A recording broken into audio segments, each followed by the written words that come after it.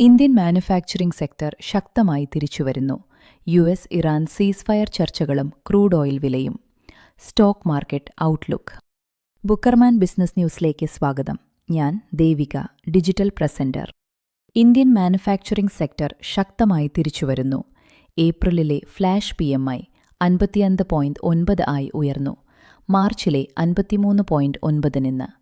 ഫാക്ടറികളിലെ ഉൽപ്പാദനം, പുതിയ ഓർഡറുകൾ, തൊഴിൽ സൃഷ്ടി എന്നിവയിൽ വലിയ മുന്നേറ്റം. ആഗോള സപ്ലൈ ചെയിൻ മാറ്റങ്ങൾ ഇന്ത്യയ്ക്ക് ഗുണകരമാകുന്നു. എന്നാൽ മിഡിൽ ഈസ്റ്റ് സംഘർഷം മൂലമുള്ള ഇൻപുട്ട് ചെലവ് വർധനയും ഇൻഫ്ലേഷൻ ഭീഷണിയും തുടരുന്നു. സമഗ്ര സമ്പദ്വ്യവസ്ഥയിലും വളർച്ച. പ്രൈവറ്റ് സെക്ടർ കോമ്പോസിറ്റ് PMI 58.3 ആയി ഉയർന്നു. മാനുഫാക്ചറിംഗ് കൂടാതെ സർവീസ് സെക്ടറിലും 57.9 ശക്തമായ ഡിമാൻഡ്. പുതിയ സാമ്പത്തിക വർഷത്തിന്റെ തുടക്കത്തിൽ ആഭ്യന്തര ഡിമാൻഡ് തിരിച്ചുവരുന്നതിന്റെ സൂചന. യു.എസ്. ഇറാൻ സീസ്ഫയർ ചർച്ചകളും ക്രൂഡ് ഓയിൽ വിലയും. മിഡിൽ ഈസ്റ്റ് സംഘർഷം തുടരുന്നതിനിടെ സീസ്ഫയർ പ്രതീക്ഷകൾ വിപണിയെ സ്വാധീനിക്കുന്നു. ക്രൂഡ് ഓയിൽ വിലയിൽ ഏറ്റക്കുറച്ചിലുകൾ തുടരുന്നു.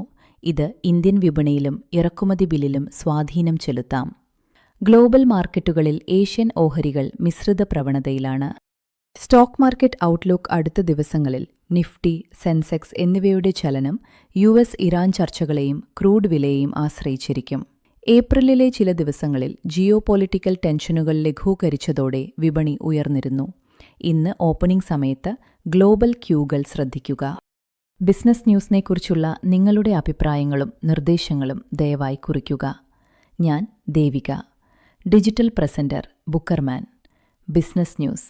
വീണ്ടും നാളെ രാവിലെ 7:30 കാണാം. Have a great day.